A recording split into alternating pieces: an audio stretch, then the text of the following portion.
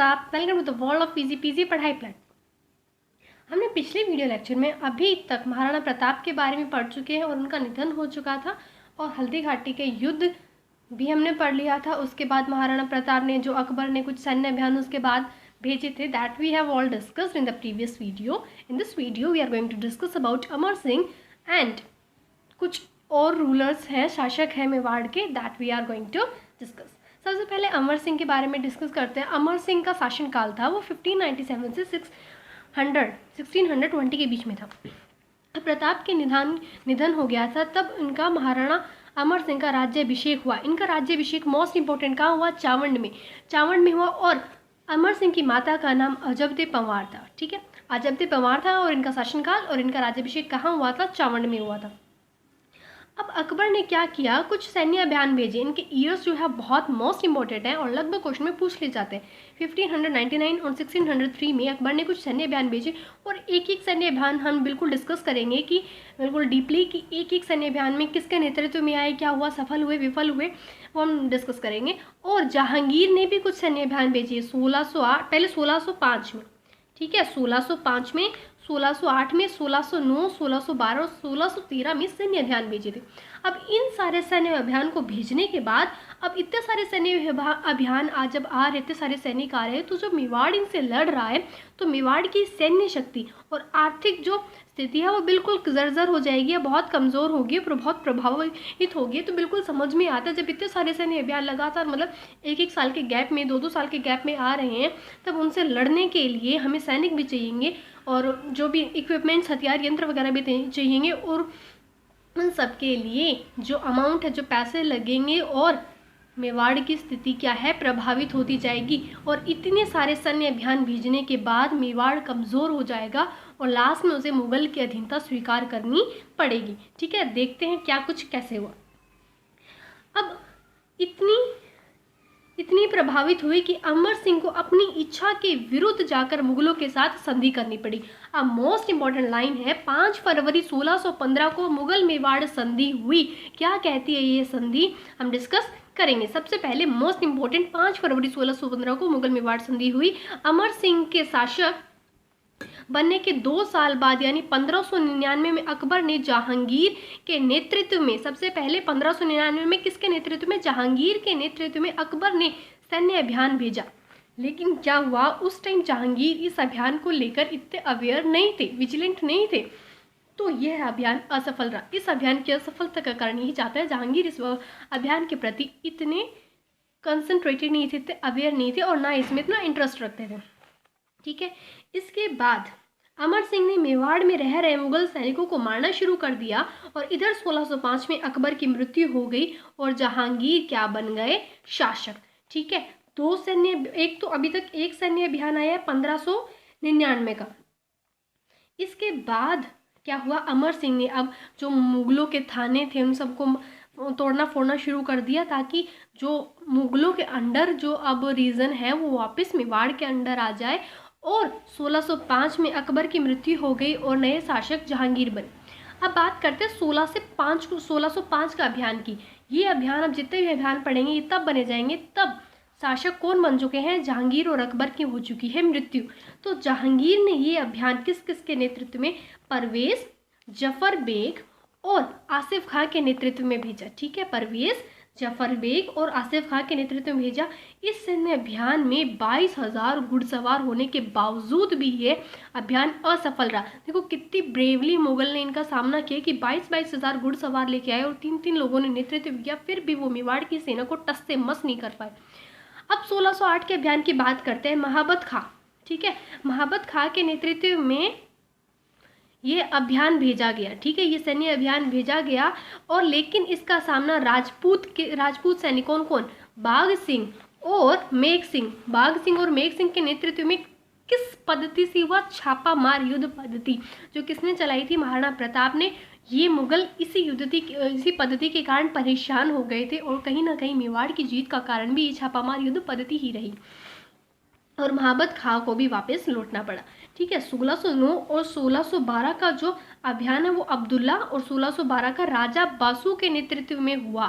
ठीक है, लेकिन ये अभियान भी असफल रहे। कह सकते हैं कि छापामार युद्ध पद्धति और जिस तरह से मेवाड़ के सैनिक ट्रेंड थे, लड़े, और जिस तरह से वो मोटिवेट किए गए थे, उनके सामने ये नहीं टिक पाए। लेकिन एक नुकसान क्या हुआ मेवाड़ को, नुकसान ये हुआ कि इन्होंने चावंड के आसपास के क्षेत्रों को अपने अधिकार में ले लिया था।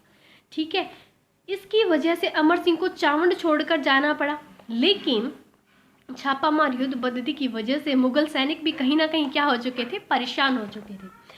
अब जहांगीर तंग आ चुके थे बिल्कुल। अब जहांगीर ने कहा अब कुछ बड़ा सैन्य अभियान भेजने का वक्त आ गया है, अब कुछ बड़ा करेंगे, बहुत हो गया, मेवाड़ तो कंट्रोल में ही नहीं आ रहा, कितने सारे सैन्य अभियान भेज दिए। अब जहांगीर ने इसके बारे में क्या सोचा, जहांगीर अजमेर आ पहुंचे। ठीक है, अजमेर आ गए जहांगीर, और अपने पुत्र खुर्रम, जिसे हम शाहजहां के नाम से, जब उनके पुत्र खुर्रम जब शाहजहां शासक बनेंगे, मुगल बादशाह बनेंगे, तो उन्हें शाहजहां के नाम से जाना जाएगा। मैं से खुर्रम कहूँ, शाहजहां कहूँ, पर्सन एक ही जहांगीर के पुत्र है। ठीक है, खुर्रम के नेतृत्व में 1631 में एक सेना भेजी। ठीक है, 1631 में एक सेना भेजी। इससे मेवाड़ की आर्थिक और सामाजिक स्थिति बहुत खराब हो गई थी, और मेवाड़ को मुगलों की संधि स्वीकार करनी पड़ी थी। जो संधि कब हुई, 5 फरवरी 1615 को। आई थिंक इट्स 1613 में एक सेना भेजी थी। ठीक है, 1613 में सेना भेजी, और इससे सामाजिक स्थिति खराब हुई, और तब जाके 5 फरवरी 1615 को हुई थी मुगल मेवाड़ संधि। अमर सिंह ने यह संधि अपने आप नहीं, अपने सामंतों और अपने पुत्र कर्ण सिंह के कहने पर ही की थी। ठीक है, इस संधि का प्रस्ताव हरिदास झाला और शुभकर्ण लेकर आए थे। किसके पास, अमर सिंह के पास। ठीक है, ये जहांगीर ने बोला था कि ये संधि कर लो, अगर हमारी अधीनता नहीं, मतलब पूरी तरह हमारी अधीनता नहीं स्वीकार करना चाहते तो हमारे बीच में एक संधि तो हो सकती है। तो इस संधि का जो प्रस्ताव है वो हरिदास झाला और शुभकर्ण लेके आए थे अमर सिंह के पास। जब ये प्रस्ताव इनके द्वारा लाया गया, तब वे गोकुंदा में थे। वे कौन, अमर सिंह। अमर सिंह क्योंकि चावंड तो छोड़ चुके थे, अब आ गए थे गोकुंदा में। इस संधि में मेवाड़ की तरफ से भी कुछ शर्तें ऐड की गई। ठीक है, कुछ शर्तें क्या है, मेवाड़ की तरफ से भी रखी गई थी, जिनको जहांगीर द्वारा मान लिया गया। अब जहांगीर ने इन शर्तों को मान लिया था। अब इसमें क्या क्या शर्तें रखी वो डिस्कस करते हैं। मेवाड़ के महाराणा खुर्रम के सामने उपस्थित होंगे, और मुगल दरबार में उनके पुत्र कर्ण सिंह, मतलब मेवाड़ के महाराणा यानी अमर सिंह तो खुर्रम के सामने आएंगे, लेकिन जो मुगल दरबार जहांगीर ने लगा रखा है अजमेर में, उस दरबार में कौन जाएंगे, कर्ण सिंह। ठीक है, और मेवाड़ और मुगलों के बीच वैवाहिक संबंध स्थापित नहीं होंगे। तीसरी शर्त ये थी, जो मुगल है मेवाड़ को चित्तौड़ वापस दे देंगे। ठीक है, जो उनके अंडर में है, लेकिन क्या होगा, मेवाड़ के महाराणा उस चित्तौड़गढ़ दुर्ग की मरम्मत, कर्ण सिंह को 5000 का मनसब दिया जाए। ठीक है, ये सब शर्तें रखी गई थी मेवाड़ ने, किसमें, मुगल मेवाड़ संधि में। बाद में अमर सिंह ने सारा कार्यभार कर्ण सिंह को दे दिया था।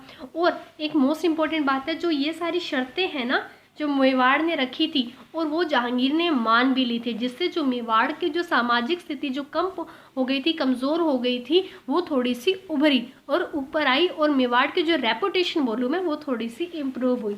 क्यों, क्योंकि इनकी तरफ से जो संधियाँ हैं वो ऐड की गई, उनको मोहर दे दी जहांगीर ने, बिना कुछ मतलब कहे, बिना कुछ अपनी शर्त रखे। ठीक है, बाद में अमर सिंह ने सारा कार्यभार कर्ण सिंह को दे दिया, क्योंकि अमर सिंह अधीनता स्वीकार नहीं करना चाहते थे, क्योंकि किसके पुत्र थे, महाराणा प्रताप के। और 26 जनवरी 1620 को आहड़ उदयपुर में अमर सिंह की क्या हो गई, मृत्यु हो गई। और अमर सिंह की छत्री कहाँ है, आहड़ में।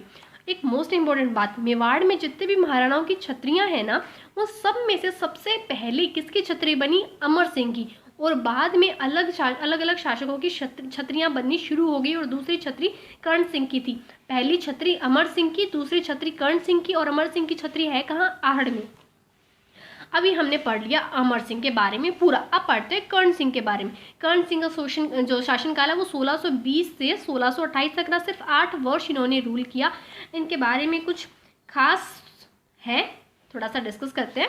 इनका राज्याभिषेक 26 जनवरी 1620 को हुआ। 26 जनवरी तो वैसे ही याद रह जाएगा कर्ण सिंह, और 1620 को हुआ। एक मोस्ट इंपॉर्टेंट बात क्या है, जब अगले शासक का राज्याभिषेक होगा, उसी ईयर में पिछले वाले शासक की क्या हुई होगी, मृत्यु। ठीक है, इससे हमें याद करने में आसानी होगी। वैसे तो कॉमन सेंस की बात है ये। कर्ण सिंह मेवाड़ से पहले ऐसे शासक बने जिन्होंने अपने आप को मुगल दरबार में उपस्थित किया। मोस्ट इम्पोर्टेंट लाइन कि सबसे पहले मेवाड़ के ऐसे कौन से शासक थे, पहले शासक बने जिन्होंने अपने आप को मुगल दरबार में उपस्थित किया, कर्ण सिंह, क्योंकि इससे पहले वाले राजाओं ने मुगलों की अधीनता स्वीकार ही नहीं की थी। और कर्ण सिंह ने भी कब अपने आप को रिप्रेजेंट किया, कब अपने आप को उपस्थित किया, क्योंकि मुगल मेवाड़ संधि ऐसा कहती थी। यह दरबार जहांगीर ने अजमेर में लगाया था। और कब लगवाया था? ये लगाया था 1613 से 1616 तक। खुर्रम जहांगीर से विद्रोह करके मेवाड़ आ गए थे। ठीक है, क्यों? बाप बेटे में कोई विद्रोह हो गया था तो ये आगे गुस्सा हो गए मेवाड़, और कर्ण सिंह ने इन्होंने पिछोला झील पर बने हुए महलों में शरण दी और बाद में खुर्रम को दक्षिण दिशा की तरफ विदा कर दिया। क्यों? अब देखो, इन्होंने बहुत थोड़े समय के लिए खुर्रम को रखा। खुर्रम को थोड़े समय के लिए क्यों रखा? क्योंकि आगे आने वाले शासक खुर्रम बनेंगे। अगर इन्होंने अभी खुर्रम को शरण नहीं दी तो जब ये शासक बनेंगे तो कर्ण सिंह और खुर्रम के जो संबंध है वो अच्छे नहीं होंगे और खुर्रम वापस मेवाड़ पे अटैक कर सकता है। और इन्होंने खुर्रम को ज़्यादा दिन इसलिए नहीं रखा क्योंकि ये जहांगीर से विद्रोह करके आए थे, और जब जहांगीर को पता चले तो पूरी मतलब लगे हुए हैं इनकी सेवा में, और जहांगीर से लड़के आए तो भी तो हो सकता है जहांगीर कर्ण सिंह को क्या करे, अटैक कर दे मेवाड़ पे। इसलिए इन्होंने जहांगीर को भी खुश रखने की कोशिश की और खुर्रम को भी खुश रखने की कोशिश की और बाद में दक्षिण की तरफ चले गए थे। इसके बाद कर्ण सिंह ने खुर्रम के साथ इससे क्या हुआ, खुर्रम के साथ अच्छे रिलेशंस बने। इससे कर्ण सिंह ने अब क्या क्या इन्होंने बनवाया? कर्ण सिंह ने कर्ण विलास बनवाया, दिलखुश महल बनाया, बड़ा दरी खाना बनवाया। इसमें मुगल स्थापत्य की कला की झलक दिखती है। क्यों दिखती है? क्योंकि अब इन्होंने मुगल हैं उनके साथ रहना शुरू कर दिया था, तो उनके भी जो कल्चर थे, आर्किटेक्चर थे, तो इन्होंने भी जो कुछ भी बनाया, बड़ा दरी खाना, ये इसमें भी मुगल स्थापत्य की झलक नज़र आती है। इन्होंने जग मंदिर बनवाना शुरू किया लेकिन इसे पूर्ण नहीं करवा पाए। इधर खुर्रम को 1627 में बादशाह बनाया और 1628 में कर्ण सिंह की क्या हो गई, मृत्यु। तो इन्होंने जो सोचा था कि खुर्रम के साथ अच्छे रिलेशंस बनेंगे जिससे मेवाड़ को फायदा होगा, वो कहीं ना कहीं यहाँ पे उनका सपना पूरा नहीं हुआ, क्योंकि 1 साल के अंदर अंदर ही कर्ण सिंह की मृत्यु हो गई। अब बात करते हैं जगत सिंह की। जगत सिंह की स्टोरी मैंने पहले भी सुनाई थी। ठीक है, वो रस्सी वाला एक वो बताया था आपको। ठीक है, शायद फर्स्ट या सेकंड वीडियो लेक्चर था। 1628 से 1652 तक इन्होंने रूल किया। नटनी का चबूतरा इन्होंने बनवाया था। ठीक है, कौन सी झील है? पिछोला झील के पास। और क्यों बनवाया था? ठीक है, उनके रस्सी काट दी थी सरदारों ने, और मतलब पूरी शर्त रखी थी। वो आप उस वीडियो में डिस्कस कर लेना, नहीं तो वीडियो बहुत लंबा हो जाएगा। ये 2 नीतियों पर काम करते थे जगत सिंह। पहली नीति तो क्या थी? जो इनसे कमज़ोर है, मतलब जो राज्य मतलब राज्य इनसे कमज़ोर है, जो राजा इनसे कमज़ोर है, उनको ये डराते थे। ठीक है, अपने अंडर उस राज्य को कर लेते थे। और जो इनसे शक्तिशाली है उनके साथ वे बड़ी युक्ति से काम लेते थे। ठीक है, बहुत आराम से तेज थे। इन्होंने जगन्नाथ मंदिर बनवाया। ठीक है, जो भगवान विष्णु को समर्पित है। इसकी जानकारी हमें कहाँ से मिली? इसी मंदिर में एक काले पत्थर पर लिखी हुई प्रशस्ति से मिलती है। ठीक है, इस प्रशस्ति को किसने लिखा? कृष्ण भट्ट ने लिखा था। ठीक है, काले पत्थर की है। और इस मंदिर की उसी प्रशस्ति से हमें ये भी जानकारी मिली कि इस मंदिर की अध्यक्षता किसको दी? बाण और इनके पुत्र मुकुंद को दी गई। और इस मंदिर की देखरेख के लिए किसको नियुक्त किया गया? अर्जुन को। मोस्ट इंपॉर्टेंट पॉइंट्स है, ये कभी भी एग्जाम में आ सकते हैं। इन्होंने जग मंदिर का निर्माण पूरा करवाया। ठीक है, जग मंदिर वही जो कर्ण सिंह ने शुरू करवाया और इसे पूर्ण नहीं कर पाए थे। इनके शासनकाल में खुर्रम ने प्रतापगढ़ को मेवाड़ से अलग कर दिया। ये भी मोस्ट इंपॉर्टेंट लाइन है कि किसके शासनकाल में शाहजहां ने खुर्रम ने प्रतापगढ़ को अलग कर दिया था। वो कभी और डिस्कस करेंगे कि क्यों अलग किया था। जगत सिंह ने चित्तौड़गढ़ दुर्ग की मरम्मत भी करवाई। ठीक है, जो मुगल मेवाड़ संधि के खिलाफ थी, इससे जगत सिंह की प्रतिष्ठा बढ़ी। एक जगत सिंह ने क्या काम करवाया? चित्तौड़गढ़ की दुर्ग की मरम्मत करवानी शुरू कर दी। जो मुगल मेवाड़ संधि जो हुई थी 1615 में, उसके खिलाफ थी। ठीक है, फिर भी इन्होंने इसकी मरम्मत करवाई, जिससे क्या हुआ? मेवाड़ की प्रतिष्ठा बढ़ी, जगत सिंह की प्रतिष्ठा बढ़ी। अब इनके पुत्र राज सिंह ने 1652 से लेकर 1680 तक रूल किया। इन्होंने भी चित्तौड़गढ़ दुर्ग की मरम्मत करवाना जारी रखा। ठीक है, जैसे इनके पिता जगत सिंह ने किया। जब शाहजहां को पता चला तो शाहजहां ने सादुल्ला खां के नेतृत्व में 30,000 सैनिक भेजे और सारा चित्तौड़गढ़ दुर्ग का नव निर्माण कार्य नष्ट करने के लिए कहा। मतलब जब जगत सिंह चित्तौड़ दुर्ग का काम करवा रहे थे तब खुर्रम ने कोई ऑब्जेक्शन नहीं उठाया, लेकिन जब राज सिंह भी उसी कार्य को लगातार कंटिन्यू रखने लगे तो शाहजहां ने क्या किया, 30,000 सैनिक भेज दिए ताकि जितना भी अभी जो नया काम हुआ है उसको नष्ट कर सके, क्योंकि मुगल मेवाड़ संधि के खिलाफ था। और साथ ही राजा सिंह ने अपनी, अब इस जब राज सिंह को पता चला तो राज सिंह ने क्या किया, अपनी सेना वापस बुला ली। ठीक है, अपनी सेना को वापस बुला लिया और मुगलों की सेना ने चित्तौड़गढ़ दुर्ग के सारे कार्य को नष्ट कर दिया।